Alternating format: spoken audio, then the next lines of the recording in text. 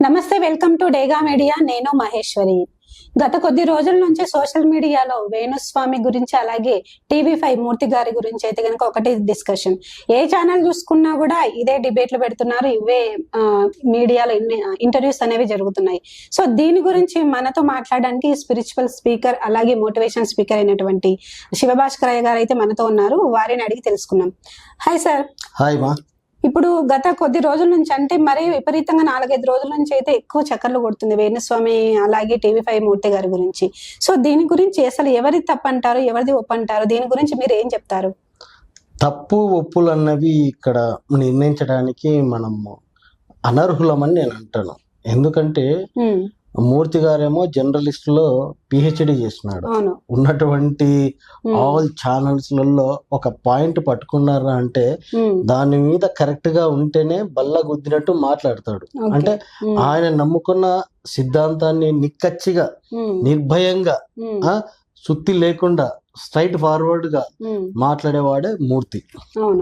And at the same time Venuswamy ఆయనే మామూలుడు ఏం కాదు. వామాచారాన్ని అంటే కంఠస్థం కొట్టి దాని మీద ఎన్నో పూజలు చేసి ఒక పొజిషన్ లో ఉన్నవాడు. బట్ ఇక్కడ ప్రాబ్లం ఎక్కడొచ్చిందిరా అంటే గనక అంటే తిన్నది అరక్క అనుకోవచ్చు, కొవ్వు ఎక్కువైపోయి అనుకోవచ్చు, వేరే వాళ్ళ జీవితాలలోకి చెయ్యి పెట్టడం వల్ల, వేలు పెట్టడం వల్ల, ఇంకా ఏదో పెట్టడం వల్ల ఈ ప్రాబ్లం ని ఇప్పుడు ఫేస్ చేస్తున్నాడు వేణుస్వామి. ఇప్పుడు ఈ నాగ చైతన్య సమంత గురించి అయితే బిఫోర్ అయితే వేణుస్వామి చెప్పారు డైవర్స్ తీసుకుంటారు అది. సో అది జరిగింది. సో అది పక్కకు పెడితే ఇప్పుడు మళ్ళీ శోభిత గురించి కూడా ఇలాగే మాట్లాడడం అయితే జరిగింది. సో ఇది ఎంతవరకు కరెక్ట్ అంటారు? ఇప్పుడు ఒకరి జీవితాలలో ఎంటర్ అవ్వడం తప్పు. అదే అదే అదే అదే సమంత విషయంలో కూడా ఈయనకున్నటువంటి ఇంటెలిజెన్స్ తోటి సమంత ఏవో చేసింది అని చెప్పేసి కొన్ని వార్తలు ఈయనకు ముందుగానే తెలియడం వల్ల దీని వల్ల కంపల్సరీ విడిపోతారని జనరల్ గా నార్మల్ కామన్ పర్సన్ ఆలోచించుకునే విధానాన్నే ఆయన పద్ధతిలో వక్రీకరించి చెప్పడం జరిగింది. దానికి ప్రూఫ్స్ కూడా చాలా సోషల్ మీడియాలలో అయితే పెట్టినాడు. ఇప్పుడు వేణుస్వామిని ఇంతకు ముందు ప్రజలు చాలా నమ్మేవాళ్ళు. ఒక జ్యోతిష్యుడు అయ్యండి, ఇప్పుడు పూజలు కావచ్చు అలాగే ఏదైనా కావచ్చు, ఇప్పుడు ప్రజలు జ్యోతిష్యాన్ని చాలా నమ్ముతారు. అవును. ఇప్పుడు దాన్ని క్యాష్ చేసుకున్నాడు అని కూడా టీవీ5 మూర్తి గారు అయితే గనక మనకి మీడియాలో అనేది వివరించారు. దీని గురించి ఎవడైనా భూ ప్రపంచం మీద మనిషి అయ్యి మనం పుట్టిన తర్వాత కంపల్సరీ పూట కోసమే ఏదైనా చేస్తాడు. ఆయన డబ్బుల కోసం చేస్తా ఉన్నాడు. డబ్బుల కోసం ఏదైనా చేయడం తప్పు లేదు. కానీ ఒకటి గురించి జరగబోయే దాని గురించి అది కూడా వాళ్ళ పర్మిషన్ లేకుండా చెప్పడం అన్నదే ఇక్కడ మూర్ఖమైనటువంటి చర్య. అందుకే కర్మ ఇస్ బ్యాక్. ఈయన ఏదైతే వాళ్ళ గురించి అంటే వాళ్ళు అడగకుండా వాళ్ళ గురించి ఈయన మాట్లాడినాడు కాబట్టి ఈయనకు సంబంధం లేకుండానే అందరు ఈయన మీద ఒకేసారి పడ్డాడు. సో అది కర్మ ఇస్ బ్యాక్ అంటే. ఇప్పుడు ఈ మూర్తి గారు అనేది ఏదో 5 CR అంటే 5 crores డిమాండ్ చేశారు అని ఒక వీడియో కూడా ఇప్పుడు శ్రీవాణి అలాగే వేణుస్వామి ఇద్దరు రిలీజ్ చేశారు. సో అది రికార్డ్ కూడా మనకి వినిపించారు సోషల్ మీడియా. వీడియోలైనా చేసుకోమను, ఆడియోలైనా చేసుకోమను, ఏదైనా కానీ అవన్నీ కూడా ఆరోపణలు మాత్రమే అవుతాయి కానీ అవి ప్రూవ్ అయినవి కానే కాదు.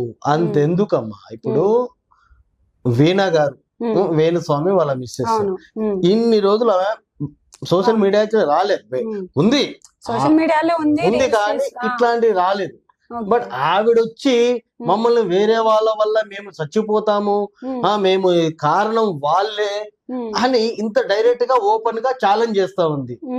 మరి మీరు కూడా వేరే వాళ్ళు చావడానికి డైరెక్ట్ గా మీరే కారణమైనారు, వాళ్ళే కారణమైనారు. ఎందుకంటే గనక శోభిత అండ్ వాళ్ళిద్దరు ఏదో మ్యారేజ్ చేసుకుంటా ఉన్నారు, ఫ్యూచర్ లో వీళ్ళు విడిపోవడానికి స్కోప్ ఉంది, విడిపోతారు అన్నటువంటి ఒక స్టేట్మెంట్ పాస్ చేసినావు. వాళ్ళ మనసులో చాలా సున్నితత్వం అనుకోండి. వేణుస్వామి చెప్తే జరుగుతుంది అని వాళ్ళు నమ్మినారు అనుకోండి. అంటే ఎప్పుడో ఫ్యూచర్ లో జరిగేదానికి ఇప్పటి నుంచే ఈయన భయం పెట్టడం వల్ల వాళ్ళు సంసారం చేసుకోలేరు, ఎక్కడికి పోలేరు. అదే వాళ్ళు ఎంత దారుణం అంటే ఇది, వాళ్ళు ఏదన్నా ఫంక్షన్ పోయినా కూడా వాళ్ళకి ఇలా చూసి చైతన్య ఆయన వేణుస్వామి చెప్పినారు మీరిద్దరు విడిపోతారంట కదా అని వేరే వాళ్ళు అడిగితే ఈయన డాష్ ఏం సమాధానం చెప్తాడు? అవును. అంటే ఈయన చెప్పడం వల్లనే కదా వేరే వాళ్ళు తనని క్వశ్చన్ వేస్తున్నారు. సో ఆ బాండింగ్ అనేది కూడా తగ్గిపోతుంది అనుకుంటున్నాను. 100% తగ్గిపోతుంది. ఇప్పుడు ఆయన సైకలాజికల్ ఇదంతా ఏంటంటే గనక ఒక మనిషి మేధస్సు మీద ఒక రకమైనటువంటి బ్యాడ్ నెగటివ్ ను దింపడం, ఇదే హిప్నోటైజిజం అంటారు. ఒక లాంగ్వేజ్ చెప్పాలంటే హిప్నోటైజిజం. ఒక పెద్దవాడిని, ఒక ఉన్నోడిని హిప్నోటైజ్ చేస్తే గనక వాళ్ళు భయపడి ఈయన దగ్గరకు వస్తే గనక అలాంటి వాళ్ళు 100 మంది ఈయన దగ్గరకు వస్తారు అని చెప్పేసి ఈయన ఒక సైకోలోకి వెళ్ళిపోయి నేను ఏం చెప్పినా ఎవడు ఏమనలేడు, పీకోలేడు అన్నటువంటిది. ఇంకోటి ఏంటంటే ఈయన దారుణమైనటువంటి వామాచారం పూజలు చేస్తాడు. వామాచారం పూజ అన్నది చాలా హైయెస్ట్ పవర్ ఉన్నటువంటి. వామాచారి పూజ అంటే ఏంటిది అసలు? వామాచారం అంటే నిష్ఠతోటి కఠోరమైనటువంటి దీక్షలతోటి చేసేటటువంటిది అది. దాని వల్ల శక్తులు వస్తాయి అంటారు. వచ్చేది లేనిది దేవుడికే తెలుసు. బట్ దాని వల్ల పవర్స్ అయితే ఉన్నాయి అన్నది అందరికి తెలిసినదే. ఆయనకు వచ్చిన పవర్స్ ఎంతవరకు యూజ్ చేసుకోవాలంటే గనక పక్కోడి బాగుపడడానికి, లోక కళ్యాణం కోసం బాగుపడడానికి మాత్రమే ఉపయోగించుకోవాలి. సో ఇది ఈ వీణావాణి గారు అయితే ఇప్పుడు ఈయనకు సపోర్ట్ చేస్తున్నారు, అది ఎంతవరకు కరెక్ట్ అంటారు? ఎందుకంటే ఇప్పుడు మీడియా వాళ్ళే ఇప్పుడు వేణుస్వామిని పిలిచి డిబేట్లు పెడుతున్నారు. సపోర్ట్ చేస్తున్నాడు అంటే మొగుడు కాబట్టి సపోర్ట్ చేయాల్సిందే. అంటే మీడియా వాళ్ళు డిబేట్లు ఇంతకు ముందు ఎందుకు పెట్టారు, మీరే కదా రీజన్ అని ఆమె కూడా చెప్పింది. ఒక వీడియో అనేది రిలీజ్ చేసింది. అంటే అర్థం కావట్లే. అంటే ఆమె ఉల్టా వేణుస్వామి వచ్చేసి డిబేట్లు పెడతారు, స్టూడియోలకు పిలిపించి మరి వ్యూస్ రావడం కోసం చెప్పిస్తారు. ఇప్పుడు ఇలా చెప్పడం వల్ల మీకు ఎందుకు, మీరే కదా ఈ విధంగా తయారు చేసిందని కూడా ఆమె చెప్పారు. అవునమ్మా, అప్పుడు ఆ స్థితిలో ఉన్నాడు కాబట్టి గొప్పోడు అది ఇది డామ్ డూమ్ డుష్ అనుకున్నాడు. తర్వాత వేస్తున్నా డాష్ అనుకున్నారు. అందుకే మరి అప్పుడు చెప్పినప్పుడు నువ్వు చంకలు గుద్దుకొని మా ఆయన గ్రేటు అది ఇది అన్నప్పుడు ఇప్పుడు కూడా అదే స్థితిలో మాట్లాడాలి కదా. మా ఆయన గ్రేట్, ఏదైనా చెప్తాడు అని చెప్పేసి ఎందుకు ఆత్మహత్య? అసలు అంత దారుణమైన స్టేట్మెంట్ వీళ్ళు ఇవ్వకూడదు. ఎందుకంటే వీళ్ళు భవిష్యత్తు చెప్పేటోళ్ళు. ఎవడేమన్నా కూడా వీళ్ళకి ఏం కాదు.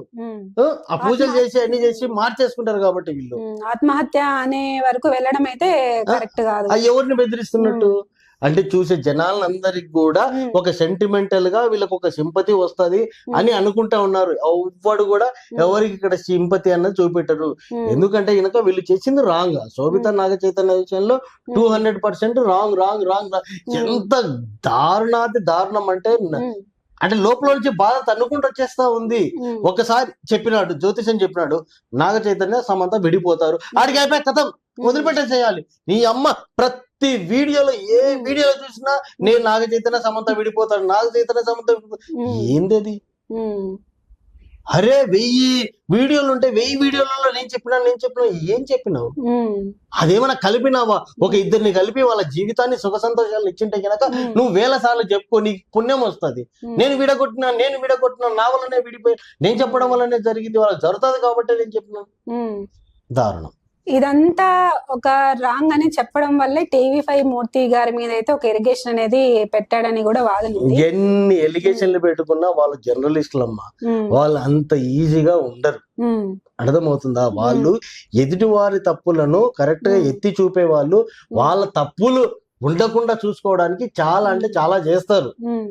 సామాన్యమైన కాదు. మూర్తి అంటే చిన్నపిల్లడు ఏం కాదు. నీతి నిజాయితీకి ఒక మారు పేరు అని మూర్తి గారి ఒక సోషల్ మీడియాలోనే అందరు చెప్పుకున్నారు. అంత స్టేజ్ లో ఉన్న ఆయన మీదనే ఇలా కేసులు పెట్టడము, ఇలా అంత చూస్తా అనడం. ఆయన పెట్టలే, మూర్తి గారే కేసు పెట్టినాడు. అంటే ఇదంతా ఇప్పుడు ఈ రికార్డింగ్ అనేది అది కూడా ఒక రాంగ్ ప్రూఫ్ చూపిమని మూర్తి గారు అయితే చెప్పారు. కానీ వీళ్ళు దానికి ఏమంటున్నారు ఇప్పుడు మీరు? అది ఇప్పుడు ఏంటంటే కనుక అది ప్రూవ్ చేయాలి, ఊరికే వేసినట్టు కాదు. ఒక ఆడియోని రిలీజ్ చేసేసి అది అంటే అక్కడ మూర్తి గారు ప్రమేయం ఉన్నట్టు గాని, మూర్తి గారు ఉన్నట్టు గాని ఎక్కడ కూడా ఆ ఆడియోలో లేదు. అక్కడ వేరే వేరే పేర్లు అన్నవి, అనిరుద్ధ్ అనే ఒక పేరు, ఒక ఫీమేల్ వాయిస్, 2 వాయిస్లు మాత్రమే వినపడతా ఉన్నాయి. అక్కడ నువ్వు పలానా దానికోసం ఇంత డిమాండ్ చెయ్యి అన్నటువంటిది ఈయన మూర్తి కోసం ఇంత డిమాండ్ చేయ అన్నది ఆడియోలో లేనే లేదు. సో ఇవన్నీ పక్కకు పెడితే నాకు ఒక డౌట్ అన్నమాట. ఇప్పుడు జ్యోతిషం అనేది నమ్మచ్చంటారా, నమ్మకూడదంటారా? మనకు ఇది అంటే మనది భారతదేశము. ఈ భారతదేశంలో అన్ని శక్తులకు ఆస్కారం ఉంది, జ్యోతిషం కూడా ఉంది.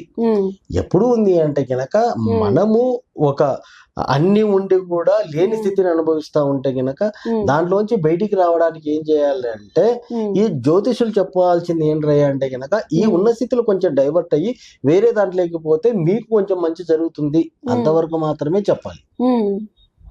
నీకు ప్రాణగండం ఉంది, ఇలా చేస్తే వీడిని చేసుకుంటే గనక నువ్వు చచ్చిపోతావు, ఇంకొకరిని చేసుకుంటే ఒక్కడు చంపితే చంపేది కాదు మానవ జీవితం. దానికంటూ కొన్ని లెక్కలు ఉంటాయి, ఆ లెక్కల ప్రకారమే పోతుంది అంతే. ఈయన చెప్పడం వలనో ఇంకొకరు చెప్పడం వలనో అది రాదు.